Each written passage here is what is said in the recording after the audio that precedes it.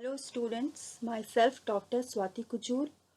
और आज हम देखेंगे ट्रांसक्रिप्शन इन यूकार्योट्स। ऑलरेडी हमने ट्रांसक्रिप्शन इन प्रोकार्योट्स पढ़ रखा है और दोनों में जो भी बेसिक डिफरेंसेस होते हैं वो भी हमने देख रखा है। सो अगर किसी को ट्रांसक्रिप्शन इन प्रोकार्योट्स चाहिए तो मैं उसका लिंक डिस्क्रिप्शन बॉक्स में ले रही हूँ। अगर किसी को रीड करना है तो वो वहाँ जा कर के रीड कर सकते हैं। So let's start with the transcription in eukaryotes. Eukaryotic transcription काफ़ी इलाबरेट प्रोसेस है। अगर हम प्रोकारियोटिक ट्रांसक्रिप्शन से इसे कंपेयर किए तो प्रोकारियोट का जो जीनोम साइज है काफ़ी छोटा होता है, बट यूकारियोटिक का जो जीनोम साइज होता है वो काफ़ी बड़ा होता है। और यूकारियोटिक ट्रांसक्रिप्शन में काफ़ी कॉम्प्लेक्स मशीनरी का यूज़ किया जाता है।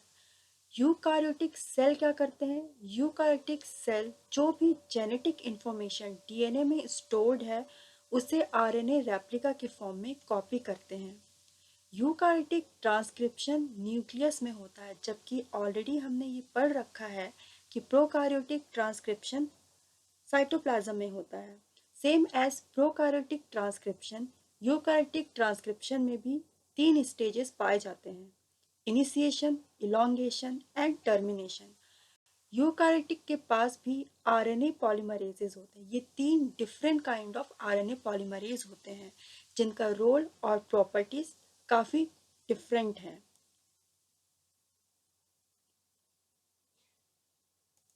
हम देख लेते हैं आरएनए पॉलीमरेज और उसका रोल।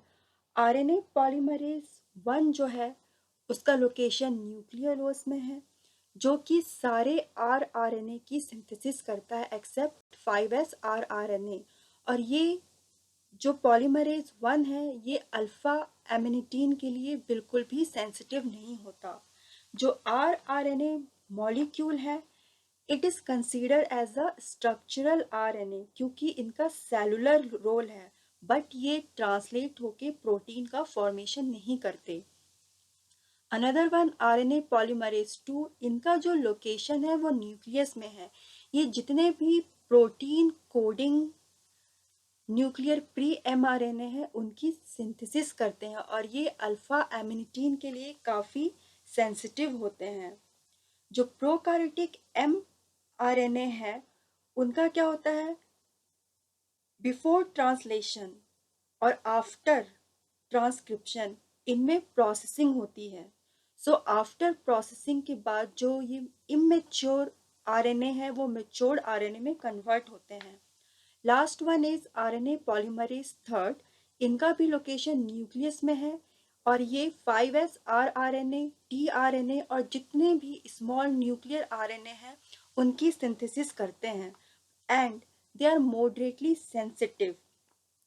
टीआरएनए का बहुत ही क्रिटिकल रोल होता है ट्रांसलेशन में और ये एमआरएनए टेम्पलेट और ग्रोइंग पॉलीपेप्टाइड चेन के बीच एडाप्टर की तरह काम करते हैं।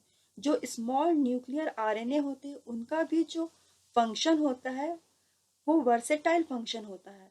जैसे वो आरएनए एमआरएनए के स्प्लाइसिंग में वर्क करते हैं और वो बहुत सारे ट्रांसक्रिप्शन फैक्टर्स को भी रेगुलेट करते हैं। सो अब हम देखेंगे alpha एमिनिटीन।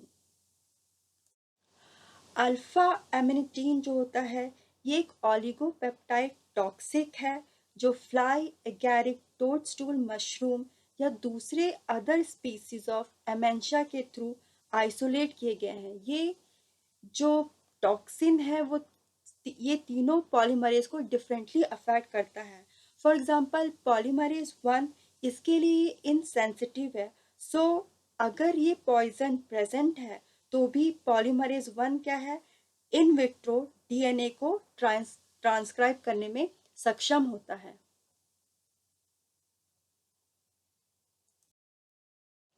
Now we will see promoter, enhancer and silencer site for initiation of transcription in eukaryotes. सबसे पहले हम देखेंगे promoter for RNA polymerase 1. So it has two elements. First one that is GC rich upstream controlling elements UCE जो कि -182 -107 के बीच होती है। दूसरा होता है अब कोर रीजन, जो कि ट्रांसक्रिप्शन स्टार्ट साइट के बी में ओवरलैप करती है और ये -45 टू +20 रीजन पर होती है। Now we will see promoter enhancer and silencer for RNA polymerase 2। अब हम देखेंगे promoter sequences for RNA polymerase 2. So it include core promoter जो कि अप्रॉक्स 40 बेस पेयर लॉन्ग है। दूसरा रेगुलेटरी सीक्वेंस। कोर प्रमोटर जो होता है वो बेसल ट्रांसक्रिप्शन की तरह वर्क करता है। जो RNA polymerase 2 है, it is sufficient to direct accurate transcription और बेसल ट्रांसक्रिप्शन। और ये कैसे करता है? ये बेसल ट्रांसक्रिप्शन फैक्टर के हेल्प से करता है, जिसे हम जनरल ट्रांसक्रिप्शन फैक्टर भी कहते हैं। जो रेगुलेटरी सीक्वेंसेस हैं, जो कि एक्टिवेटर डिपेंडेंट ट्रांसक्रिप्शन है, इनमें कैसे ट्रांसक्रिप्शन होता है? ये काफ़ी स्पेसिफिक होते हैं टिश्यू के लिए, और जो भी जीन का एक्सप्रेशन होता है उनका स्टिमुलस भी स्पेसिफिक होता है, और इनका जो एक्सप्रेशन होता है वो भी रेगुलेटेड होता है। जो यूकार्टिक प्रमोटर है, इन्हें दो भागों में डिवाइड किया गया है, TATA driven promoters and another one is DPE driven promoters. हम देखेंगे कि ये कैसे वर्क करते हैं। अब हम देखेंगे कोर प्रमोटर मोटिव्स। ये कौन कौन से हैं? TATA box, PRE, INR, DPE। सबसे पहले हम देखते हैं TATA box. It is 80 rich sequences और ये ट्रांसक्रिप्शन साइट से 30 बेस पेयर अप स्ट्रीम पे इनका लोकेशन होता है, और यहीं पे TF2D के जो टाटा बाइंडिंग प्रोटीन सब यूनिट है, ये वहाँ जाकर के बाइंड करता है। Next one is BRE। ये TF2B रिकॉग्निशन एलिमेंट है and it is located immediately the upstream of TA box of some data containing promoters.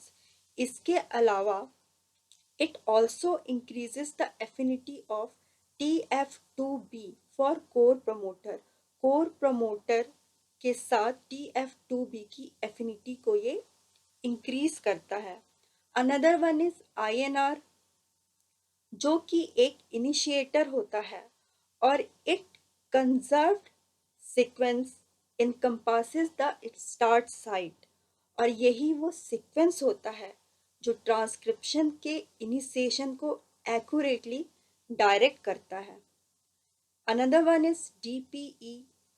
It is down stream promoter element, और ये कंजर्व सीक्वेंस होता है जो start site से approx 30 base pair down stream पे located होता है।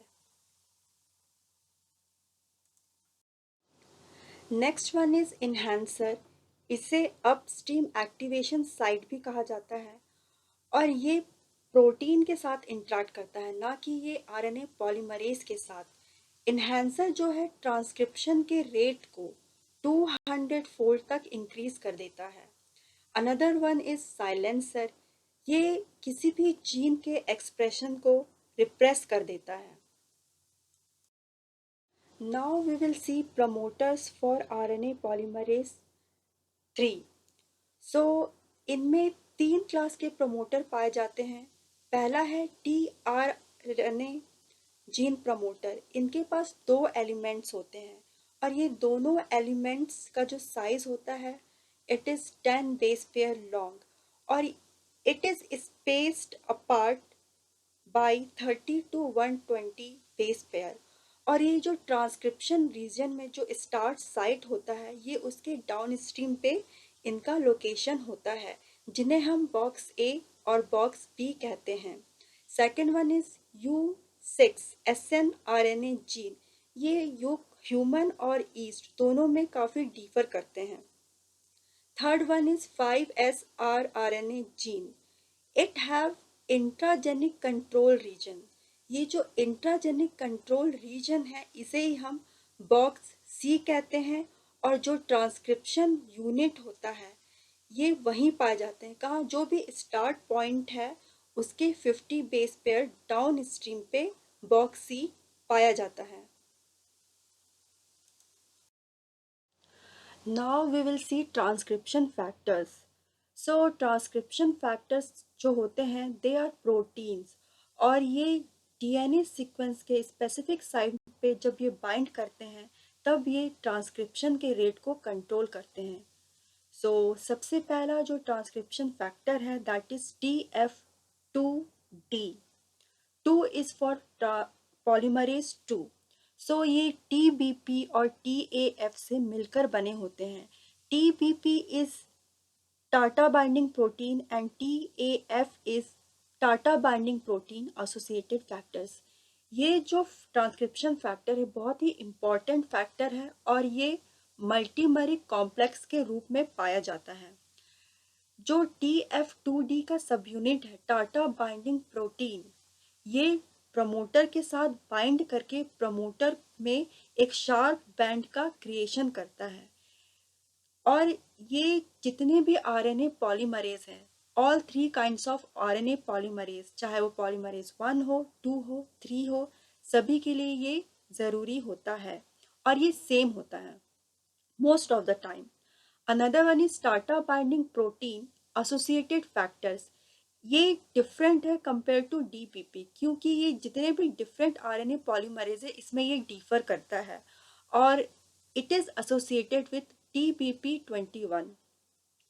Second one is TF2B। इसके दो फंडामेंटल एक्टिविटीज होते हैं। पहला क्या है? जो ट्रांसक्रिप्शन फैक्टर 2D है, ट्रांसक्रिप्शन फैक्टर 2B और Tata that means DB DNA complex या फिर दूसरा है डैप DNA कॉम्प्लेक्स का फॉर्मेशन कराती है और ये बेसल ट्रांसक्रिप्शन में भी हेल्प करती है। ये टाटा बाइंडिंग प्रोटीन के साथ डायरेक्टली इंटरेक्ट करती है और ये देखा गया है स्टार्ट साइट का जो सिलेक्शन होता है इनका इन्वॉल्वमेंट उसमें भी होता है। Next one is transcription factor 2A। Transcription factor 2A जो है वो क्या करता है? ये टाटा बाइंडिंग प्रोटीन और डीएनए में जब इंटरेक्शन होता है तो उसे स्टेबलाइज करने में हेल्प करता है। उसके अलावा it interacts with DNA sequences कहाँ? Upstream of TATA. Another one, it also recognizes some regulatory proteins जिसकी ट्रांसक्रिप्शन में काफ़ी ज़रूरत होती है।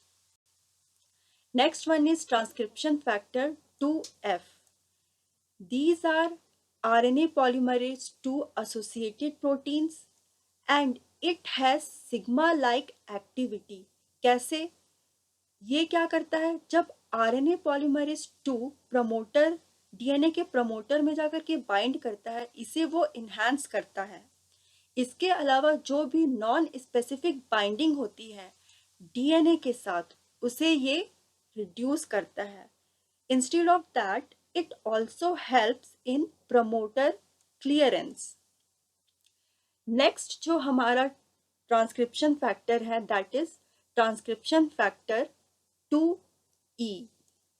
ये एक हेट्रोडाइमर है जो 34 से 56 kD का होता है। ये आरएनए पॉलीमरेज 2 के साथ डायरेक्टली बाइंड करके ये ट्रांसक्रिप्शन फैक्टर 2H को रिक्रूट करता है। हम ये कह सकते हैं ये TF2H के रिक्रूटमेंट में हेल्प करता है या उसकी बहुत ज़्यादा ज़रूरत पड़ती है। Another one is transcription factor 2H। इसके पास दोनों ही 5' to 3' और 3' to 5' हेलिकेज एक्टिविटी होती है और ये जो होती है इसके लिए ATP का हाइड्रोलिसिस होना बहुत ज़रूरी है। ऑलरेडी हमने रेप्लिकेशन में देख रखा है। इसके अलावा जो 3' to 5' हेलिकेज एक्टिविटी होती है वो प्रमोटर के ओपनिंग करने में बहुत ज़्यादा हेल्प करता है। TF2H इसका इन्वॉल्वमेंट न्यूक्लियोटाइड एक्सीजन रिपेयर में भी। ट्रांसक्रिप्शन फैक्टर जो होते हैं they have different domain, DNA binding domain and transcription activation domain. So जो डीएनए बाइंडिंग डोमेन होता है ये क्या करता है, सबसे पहले ये डीएनए के साथ बाइंड करके ट्रांसक्रिप्शन को रेगुलेट करता है। इसके जो एग्जांपल हैं जैसे steroid receptors, zinc proteins etcetera. Transcription activation domain ये कैसे वर्क करते हैं, it function through protein protein interaction, और जो भी ट्रांसक्रिप्शन कॉम्प्लेक्सेस में जो कंपोनेंट्स होते हैं ये उनके बीच कांटेक्ट इस्टेब्लिश करते हैं, और अगर कांटेक्ट इस्टेब्लिश करने के बाद it helps to lead the activation of transcription. Next हम देखेंगे कि जो आरएनए पॉलीमरेज 2 होता है वो फॉस्फोराइलेटेड नहीं होता, उसको फॉस्फोराइलेटेड बनाया जाता है। सो नेक्स्ट हम देखेंगे phosphorylation of carboxyl terminal domain of सब यूनिट ऑफ आरएनए पॉलीमरेज 2। सो जो आरएनए पॉलीमरेज 2 है वो नॉन फॉस्फोराइलेटेड फॉर्म में पाया जाता है। कब, जब वो प्रमोटर के साथ बाइंड करता है, बट इनिशिएशन के टाइम जो कार्बोक्सिल टर्मिनल डोमेन है वो फॉस्फोराइलेट होता है, और ये जो फॉस्फोराइलेशन होता है ये किसी एंजाइम के साथ होता है ऑब्वियसली। सो वो एंजाइम है CTD काइनेज। नेक्स्ट हम देखेंगे ट्रांसक्रिप्शन कॉम्प्लेक्स का फॉर्मेशन या PIC, इसे हम प्री इनिशिएशन कॉम्प्लेक्स भी कहते हैं। ये 4 स्टेप्स में होते हैं। पहला होता है nucleation. First one is nucleation. इसमें सबसे पहले प्रमोटर को रिकॉग्नाइज किया जाता है and it is followed by binding of a transcription factor. Second one is association of factors. जैसे ही फैक्टर्स, जितने भी ट्रांसक्रिप्शन फैक्टर्स हैं उनका एसोसिएशन होता है, उसके बाद जो आरएनए पॉलीमरेज है वो प्रमोटर पे जाकर के बाइंड करता है। थर्ड वन है जो आरएनए पॉलीमरेज है उसकी entry, and the last one is complex maturation. So पहले के जो 3 स्टेप्स हैं ये आरएनए पॉलीमरेज 1 और आरएनए पॉलीमरेज 3 में पाए जाते हैं, बट ये चारों स्टेप आरएनए पॉलीमरेज 2 में पाए जाते हैं। नेक्स्ट हम देखेंगे फॉर्मेशन ऑफ प्री इनिशिएशन और transcription complex with RNA polymerase 2। तो सबसे पहले जो ट्रांसक्रिप्शन फैक्टर 2D है ये टाटा बॉक्स के साथ बाइंड करता है, इसे ही हम न्यूक्लिएशन कहते हैं। जैसे ही न्यूक्लिएशन होता है उससे क्या होगा, ट्रांसक्रिप्शन फैक्टर 2A और ट्रांसक्रिप्शन फैक्टर 2B क्या होते हैं, एसोसिएट हो जाते हैं। But before assembly of pre initiation complex क्या होता है, टाटा ट्रांसक्रिप्शन फैक्टर 2A ये क्या करता है, स्टेबली एसोसिएट होता है ट्रांसक्रिप्शन फैक्टर DNA के साथ, और ये क्या बनाता है, DA कॉम्प्लेक्स।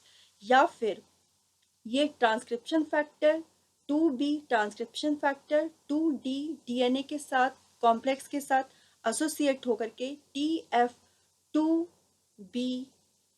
TF2D DNA का कॉम्प्लेक्शन बनाता है, जिसे हम डैब कॉम्प्लेक्स भी कहते हैं।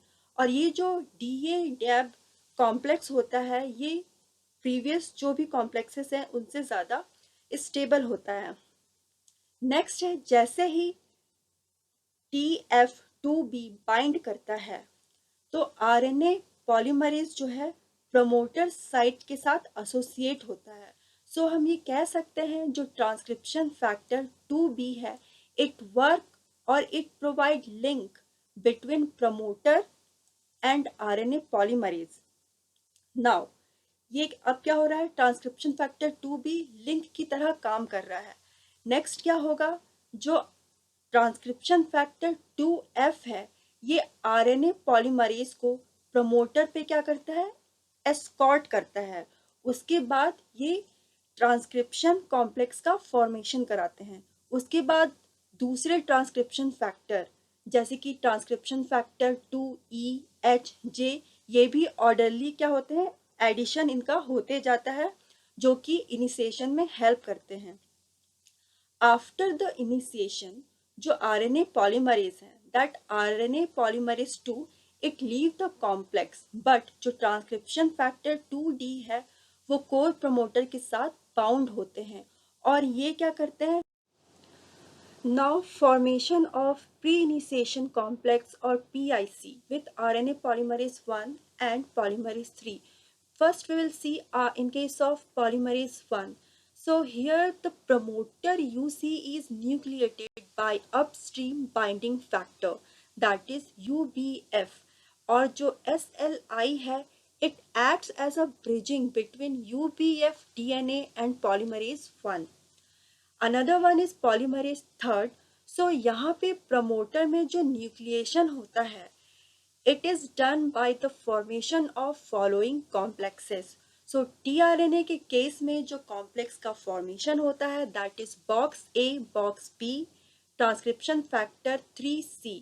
But in case of 5S RNA gene, इनके केस में बॉक्स सी और ट्रांसक्रिप्शन फैक्टर थर्ड ए के थ्रू होता है. अब इनके बीच फॉर एग्जांपल आरएनए पॉलीमरेज 3 और ये जो कॉम्प्लेक्स है इसके बीच जो ब्रिजिंग का काम करता है that is facilitated bye transcription factor 3B.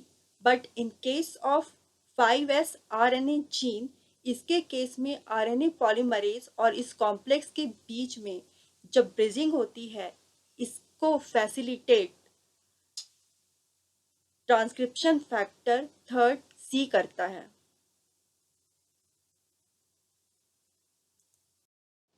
So now we will see transcription in case of all the three RNA polymerase, that is 1, 2 and 3. So सबसे पहले हम देखेंगे ट्रांसक्रिप्शन इन RNA polymerase. तो इसमें ये भी 3 पार्ट में डिवाइड है, इनिशिएशन, इलोंगेशन एंड टर्मिनेशन. सबसे पहले हम देखेंगे initiation. So in case of initiation जो पॉलीमरेज 1 होता है उसे कोई भी टाटा बॉक्स की ज़रूरत नहीं पड़ती. कहाँ पे? प्रमोटर पे. सो अगर इसे टाटा बॉक्स की ज़रूरत नहीं पड़ती तो ये किस पे रिलाई करते हैं? So it's relying on an upstream control element UCE.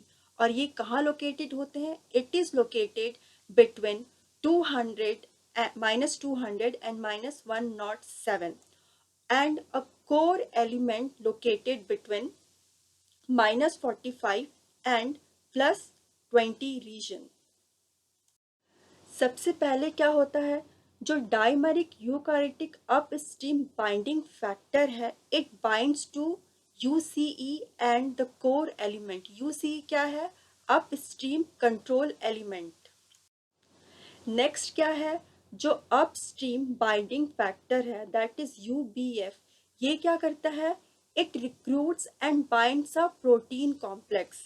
इसे ये रिक्रूट भी करता है और बाइंड भी करता है. इसे क्या कहते हैं? SL1 in case of human. In case of mouse it is called as TIF1B, जो कि टाटा बाइंडिंग प्रोटीन्स और 3 DPP एसोसिएटेड फैक्टर से मिलकर के बने होते हैं. नेक्स्ट क्या होता है?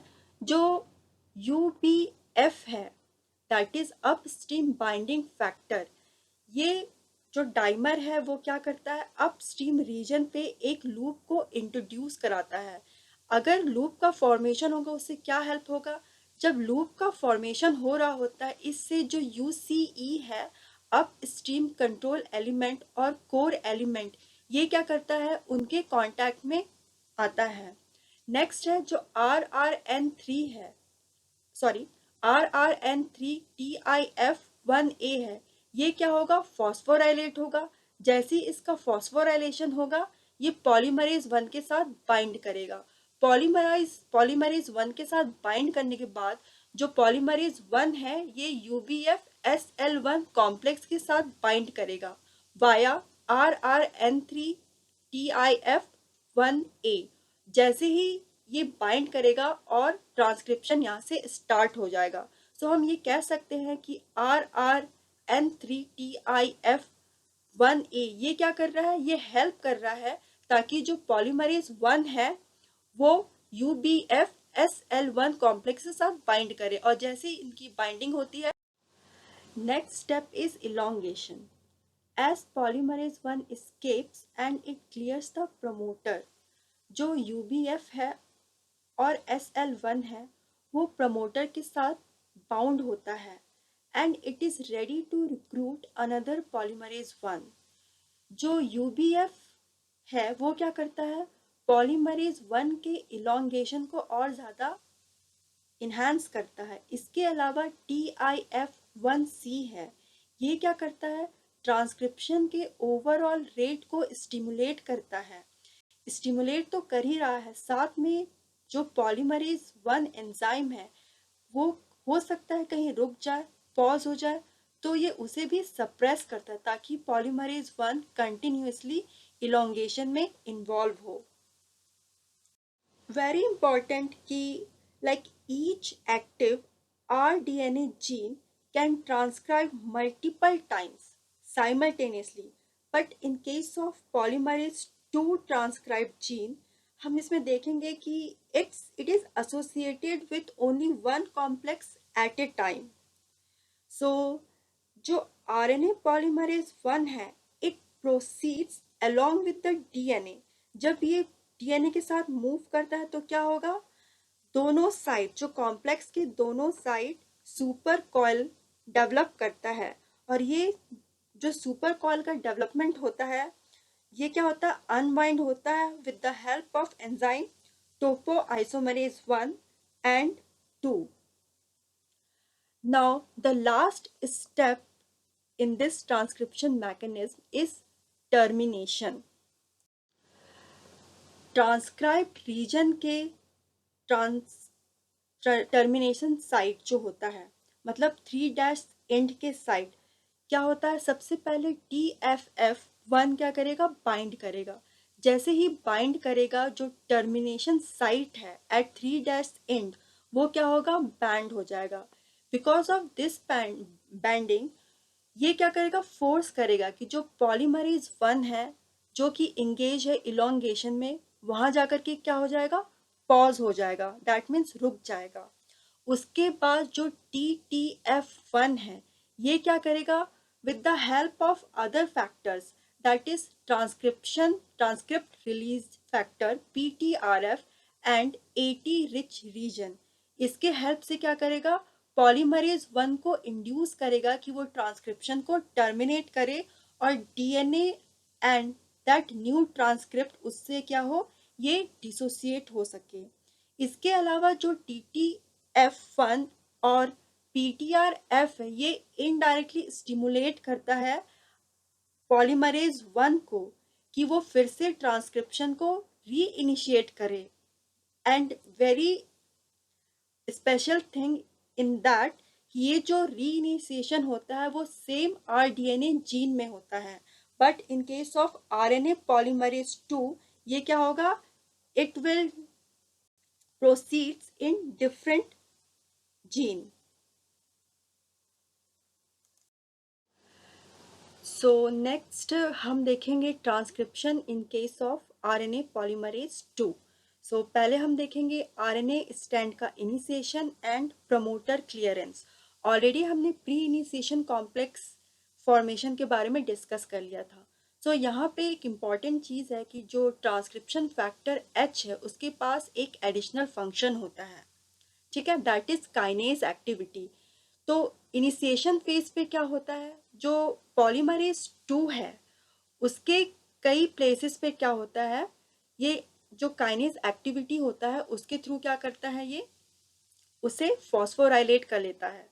तो फॉस्फोराइलेशन से क्या बेनिफिट होता है, जैसे ही फॉस्फोराइलेशन हुआ तो जो ओवरऑल कॉम्प्लेक्स है उसके कन्फर्मेशन में चेंजेस आता है। कन्फर्मेशन में चेंजेस आने के कारण क्या होता है, ट्रांसक्रिप्शन इनिशिएट हो जाता है। जब सिंथेसिस स्टार्ट होता है तो वो जब कुछ ही nucleotides, that means only 60 to 70 nucleotides की सिंथेसिस हो पाती है, तो पहले ट्रांसक्रिप्शन फैक्टर 2E और उसके बाद ट्रांसक्रिप्शन फैक्टर 2H क्या होता है, यहाँ से रिलीज हो जाता है। उसके बाद जो पॉलीमरेज 2 है इलोंगेशन फेज में इंटर करता है। Next is elongation, termination and release. जब इलोंगेशन हो रहा होता है with the help of polymerase 2, उस टाइम जो ट्रांसक्रिप्शन फैक्टर 2 है वो उसके साथ एसोसिएटेड होता है। इस फेज में क्या होता है, जो इलोंगेशन है उसमें बहुत ज़्यादा इन्हांसमेंट होता है, और ये जो इन्हांसमेंट होता है वो किसके थ्रू होता है, with the help of proteins. इस प्रोटीन को कहते हैं इलोंगेशन फैक्टर्स। इलोंगेशन फैक्टर क्या होता है, जो इलोंगेशन फैक्टर जो होता है वो क्या करता है, सबसे पहले तो फॉस्फोराइलेटेड सीटीडी के साथ बाइंड करता है। जब इसके साथ वो बाइंड कर लेता है तो बाइंड करने से ये प्रॉफिट होता है कि हो सकता है कि ट्रांसक्रिप्शन कहीं पे पॉज हो जाए, तो ये पॉज ना हो उसको सप्रेस करता है। तो इलोंगेशन फैक्टर जब सीटीडी के साथ, फॉस्फोराइलेटेड सीटीडी के साथ बाइंड करता है तो ट्रांसक्रिप्शन के पॉज को भी सप्रेस करता है। इसके अलावा ये बहुत डिफरेंट प्रोटीन कॉम्प्लेक्स के साथ कोऑर्डिनेट करता है, और ये कोऑर्डिनेशन से क्या होता है, क्योंकि जो एमआरएनए का फॉर्मेशन हुआ है दैट इज प्री एमआरएनए, जो इमेच्योर आरएनए होते हैं, सो इसका पोस्ट ट्रांसक्रिप्शनल प्रोसेस करने में भी ये हेल्प करते हैं। जैसे ही आरएनए ट्रांसक्राइब्ड बन जाता है, ट्रांसक्रिप्शन क्या होगा, टर्मिनेट हो जाएगा। उसके बाद क्या होगा, जो पॉलीमरेज 2 है वो डीफॉस्फोराइलेट होकर रिसाइकल हो जाएगा। अब right now it is ready to initiate another round of transcription, और कह सकते हैं कि फिर से ट्रांसक्राइब्ड सिंथेसिस करने के लिए रेडी है। जो मैकेनिज्म है आरएनए पॉलीमरेज 2 का वो हम डायग्राम के फॉर्म में भी देख सकते हैं। ये डीएनए का एक स्ट्रैंड है। ये आरएनए पॉलीमरेज 2 है। तो सबसे पहले क्या होगा, सबसे पहले जो टाटा बाइंडिंग प्रोटीन है ये मिल करके क्या बनाएंगे, ट्रांसक्रिप्शन फैक्टर की असेंबली कराएंगे। जैसे ही ट्रांसक्रिप्शन फैक्टर्स की असेंबली होगी तो ये ट्रांसक्रिप्शन फैक्टर क्या करेंगे, ये पॉलीमरेज 2 को डीएनए में रिक्रूट कराएंगे। डीएनए में जैसे ही इनका रिक्रूटमेंट होता है ये क्या बनाते हैं, क्लोज्ड कॉम्प्लेक्स का फॉर्मेशन कहते हैं, जिसे हम प्री इनिशिएशन कॉम्प्लेक्स भी कहते हैं। जैसे ही प्री इनिशिएशन कॉम्प्लेक्स का फॉर्मेशन हो गया, यहाँ पे एक फैक्टर है ट्रांसक्रिप्शन फैक्टर 2H। ये क्या करेगा, इसके पास हेलिकेज एक्टिविटी पाई जाती है। तो हेलिकेज एक्टिविटी की हेल्प से क्या कर रहा है, ये उस पर्टिकुलर रीजन मतलब आयाना रीजन को क्या कर रहा है, अनवाइंड कर रहा है। अनवाइंड करके क्या कर रहा है, ओपन कॉम्प्लेक्स का फॉर्मेशन कर रहा है, या कह सकते हैं फॉर्मेशन ऑफ बबल। इसे हम इनिशिएशन कॉम्प्लेक्स कहते हैं। इनिशिएशन कॉम्प्लेक्स बनने के बाद क्या होगा, पॉलीमरेज 2 में के टेल पे सीटीडी पाया जाता है। अब क्या होगा, जो ट्रांसक्रिप्शन फैक्टर 2H है इसके टेल को क्या कर रहा है, फॉस्फोराइलेट कर रहा है। जैसे ही फॉस्फोराइलेशन होता है TF2E और TF2H क्या होंगे, रिलीज हो जाएंगे। रिलीज होने के बाद ये जो साइकिल है इलोंगेशन फेज में इंटर करता है। इलोंगेशन फेज में जैसे ही इंटर करेंगे तो क्या होंगे, अभी मैंने बताया कि जैसे ही ये दो सब यूनिट या सॉरी ट्रांसक्रिप्शन फैक्टर डिसोसिएट होते हैं, ये इलोंगेशन फेज में इंटर करते हैं। जो ट्रांसक्रिप्शन हो रहा है इस इलोंगेशन फेज में क्या होगा, इसकी एक्टिविटी और ज़्यादा इन्हांस हो रही है with the help of transcription factor. जैसे इलोंगेशन हो गया, हमारा ट्रांसक्रिप्ट का सिंथेसिस हो गया, अब क्या होगा, ये टर्मिनेशन स्टेज में इंटर करेंगे।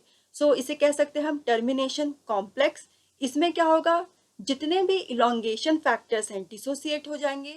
जो सीटीडी है वो डीफॉस्फोराइलेट हो जाएगा, और जैसे ही इसका डीफॉस्फोराइलेशन हुआ ट्रांसक्रिप्शन जो है टर्मिनेट हो जाएगा। और जो टर्मिनेशन होता है ये बहुत सारे टर्मिनेशन फैक्टर के हेल्प से होता है। आफ्टर टर्मिनेशन क्या होगा, इलोंगेशन फैक्टर क्या है, रिलीज हो गए। इवन टर्मिनेशन फैक्टर और जो बहुत से फॉस्फेट ग्रुप थे वो भी क्या होंगे, रिलीज हो जाएंगे। आफ्टर रिलीज जो हमारा आरएनए पॉलीमरेज 2 है वो क्या है, अब रेडी है for the another round of transcription और synthesis of new. The last one is transcription via RNA polymerase 3. So first one is initiation. So in this stage, there are three classes of polymerase 3 initiation, and that corresponds to initiation of 5S rRNA, tRNA, and U6SN RNA.